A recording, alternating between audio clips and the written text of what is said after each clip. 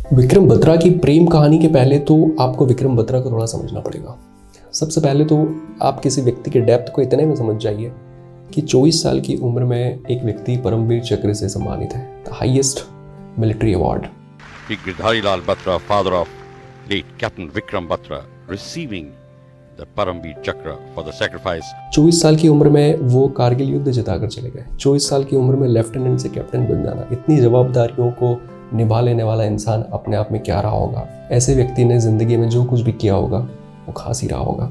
शेरशाह के नाम से इनको उस युद्ध में जाना गया जो उनकी जिंदगी का सबसे अहम वॉर था। Lieutenant Vikram Batra, sir. Your code name is Sher Shah, sir. और ये दिल मांगे मोर वो स्लैंग था जो उनका विनिंग स्लैंग बना, जो बहुत पॉपुलर है, जिसकी हमेशा बात होती है। तुम दोनों का विक्ट्री सिग्नल क्या होगा जिमी?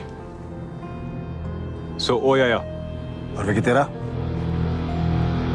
सर ये दिल मांगे मोर। ये दिल मांगे मोर क्यों विकी? सर 0.5140 के बाद मैं रुकने वाला नहीं हूँ सर। कई सारी फिल्म्स इनके ऊपर बन चुकी है, कई सारी जगहों पर हम इनके बारे में पढ़ चुके हैं। एक सबसे अहम चीज़ जो आज मैं आपको थोड़ा सा डिटेल में बताना चाहता हूँ वो है इनकी प्रेम कहानी। एक ऐसी प्रेम कहानी जो सुनकर आपके रोंगटे खड़े हो जाएंगे, एक ऐसी प्रेम कहानी जो अपने आप में एक मिसाल है। विक्रम बत्रा की प्रेम कहानी में देश के लिए कर्तव्य भी है, प्यार के लिए समर्पण भी है, इनकी कहानी में प्रतिबद्धता भी है और बलिदान भी है। और यकीन जानिए इनकी प्रेम कहानी में सबसे बड़ा और सबसे अहम रोल जिस व्यक्ति ने प्ले किया वो है इनकी गर्लफ्रेंड डिम्पल। मैं चाहता हूँ कि इस लड़की के बारे में आप थोड़ा सा जानें। डिम्पल क्या कैरेक्टर है और डिम्पल ने क्या मिसाल आज हमारे लिए कायम कर दी है, डिम्पल ने क्या मापदंड सेट कर दिए है, इसका कोई हिसाब ही नहीं है। डिम्पल आज भी विक्रम बत्रा के शहीद होने के लगभग 22 साल बाद भी उस प्रेम कहानी में है। उनकी प्रेम कहानी आज भी जिंदा है, वो आज भी उन्हीं के साथ जीती है, उन्हीं के साथ उठती बैठती है।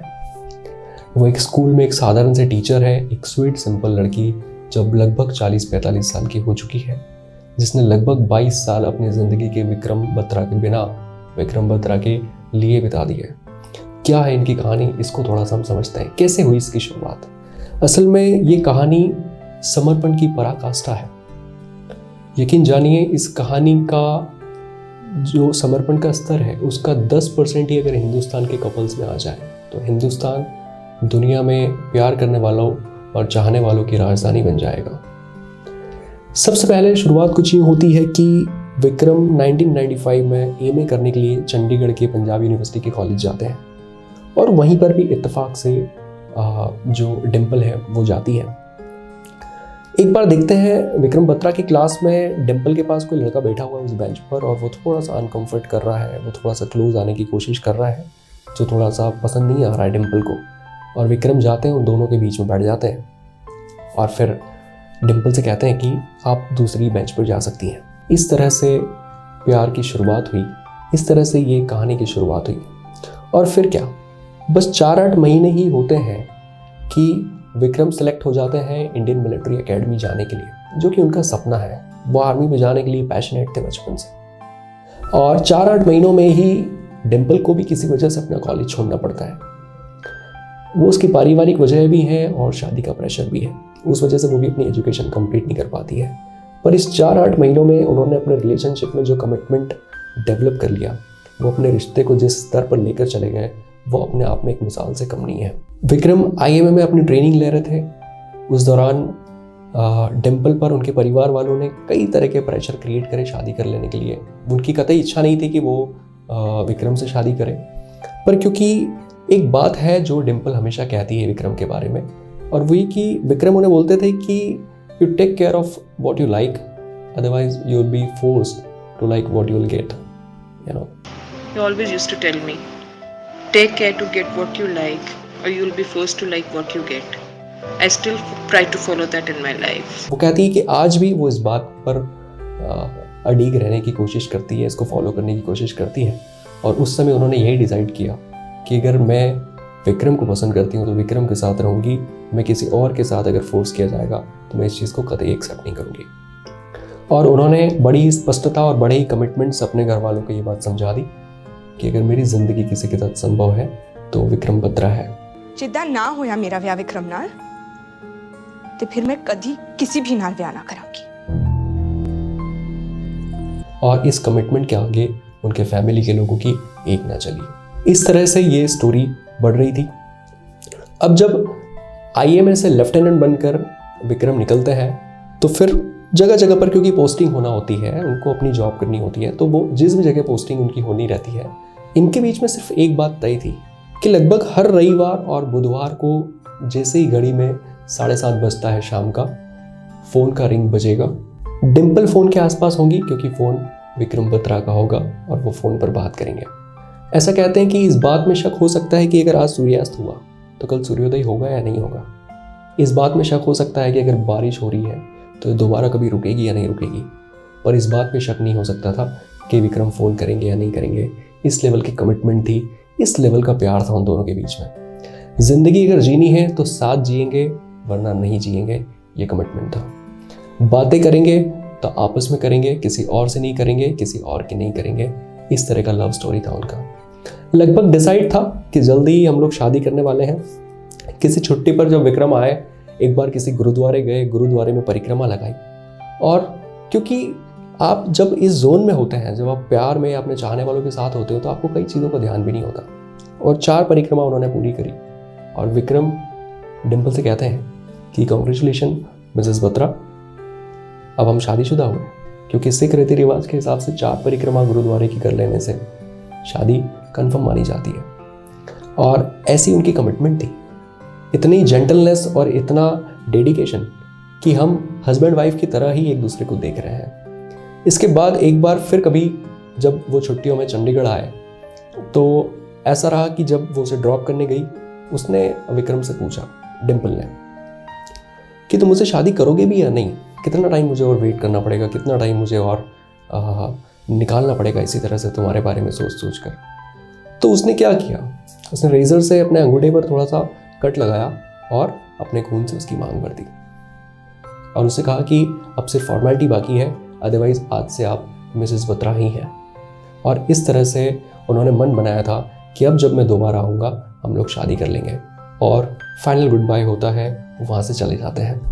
अब क्योंकि परिस्थितियाँ वॉर वाली थी, इसलिए कारगिल युद्ध के दौरान एक पोस्ट जिसे .5140 कहते हैं, उस पर पाकिस्तान ने कब्जा किया और उसे जीत लेने के लिए, उसे फाइट कर लेने के लिए जिस टीम को भेजा जाता है, उस टीम को विक्रम बत्रा लीड करते हैं। वह जाते हैं और बखूबी उस चोटी को जीत कर आते हैं, वो उस पोस्ट को जीत कर आते हैं। और उसके बाद उनकी पदोन्नति हो जाती है, उनका प्रमोशन हो जाता है, वो लेफ्टिनेंट से कैप्टन बन जाते हैं। पर उसके बाद उनके जो कमांडिंग ऑफिसर रहते हैं वो उन्हें कहते हैं कि भाई आप अब छुट्टी पे जा सकते हैं, आपने अपना काम बहुत बढ़िया तरीके से किया, अब जो है हमको .4875 की तरफ भेजना है अपनी टीम को, और वो आखिरी पोस्ट है जिसको जीतने के बाद हम कारगिल युद्ध जीत जाएंगे और हम पाकिस्तानियों को खदेड़ देंगे। विक्रम बत्रा एक ऐसा व्यक्ति, एक ऐसा चैंपियन जो था ही नहीं इस तरह का कि वो अपने साथियों को या अपने देश को युद्ध की स्थिति में छोड़कर खुद छुट्टी मनाने चला जाए। वो ऐसे व्यक्ति थे ही नहीं। उन्हें मौका था वहाँ से घर आने का, अगर वो घर आते वो अपनी ज़िंदगी खुशी खुशी जी सकते थे। पर ये दिल मांगे मोर, ये उनका विनिंग स्लैंग था।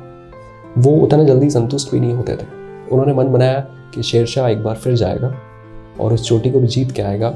और वो जब डिम्पल से आखिरी बार फ़ोन पर बात करते हैं, ओए मिसेस बत्रा, तो उसे इस बात का यकीन दिलाते हैं कि अब जब मैं घर पर आऊँगा तो हम शादी करने वाले हैं।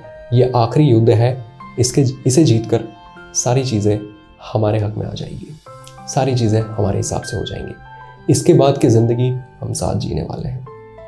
यकीन जानिए दोस्तों, वो फ़ोन कॉल उनका आखिरी फ़ोन कॉल था। अगली बार जब डिम्पल ने फ़ोन रिसीव किया तो वो विक्रम के दोस्त का था और उन्होंने उसे बताया कि विक्रम सीवियर इंजर्ड है और आप उनके पेरेंट्स से चाहें तो बात करें।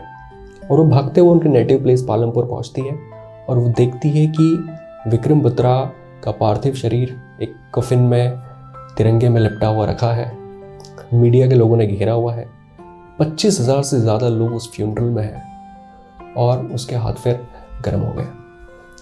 वो दूर से खड़ी खड़ी देखती रही, उसे समझ में भी नहीं आया कि मैं उसके पास भी जाऊं या नहीं जाऊं। वो वहीं से पलटकर चंडीगढ़ चली गई और उसने मन बना लिया कि अगर विक्रम इस दुनिया में नहीं है तो किसी और के साथ तो मैं नहीं रहूँगी, जीऊँगी तो सिर्फ उसके लिए, चाहे वो हो चाहे ना हो। दोस्तों, विक्रम बत्रा तो एक बार शहीद हुए, पर यकीन जानिए डिम्पल की जो खुशियाँ थी, डिम्पल के जो अरमान थे, डिम्पल ने जो एक काल्पनिक जीवन बुना था कि किस तरह की ज़िंदगी वो जीने वाले हैं, वो सब चीज़ों की शहीदी हर दिन हो रही थी। वो हर दिन बलिदान दे रही है। आज भी डिम्पल ये कहती है कि चंडीगढ़ की उन जगहों पर जहाँ वो उनके साथ जाया करते थे, जहाँ की उनकी मेमोरीज़ है, जब वो वहाँ जाती है तो आज भी वो विक्रम को याद करती रहती है। विक्रम की यादों के सहारे वो अपनी ज़िंदगी जी रही है। ये सोचकर रूह कांप जाती है कि कैसे कोई 22 साल अपनी ज़िंदगी के किसी की यादों के साथ गुजार दे। आजकल की स्थिति तो ऐसी है कि 2 दिन अगर कोई ठीक से फ़ोन पर बात ना करे तो वो रिश्ता तोड़ने पर आ जाते हैं। ऐसी कहानी है विक्रम बत्रा और डिम्पल की दोस्त। पर मैं आपको बताना चाहता हूँ कि ये तो वो कहानी है जिसे हम जानते हैं, जिसे हमने सुना है। उस कारगिल युद्ध में 527 सेना के जवान शहीद हुए थे। आप सोच कर देखिए कि 527 घरों में दोबारा कभी कोई फ़ोन की रिंग नहीं बजी या दोबारा कभी कोई लेटर रिसीव नहीं हुआ। 527 पत्नियां, 527 डिम्पल थी जो अपने पति के बिना ज़िंदगी जी रही है। 527 परिवार जिन्होंने अपने बेटे को खो दिया। ऐसे शहादतें आए दिन हमारे देश में होती है और ऐसे सेना के जवानों को हमको रिस्पेक्ट देना चाहिए।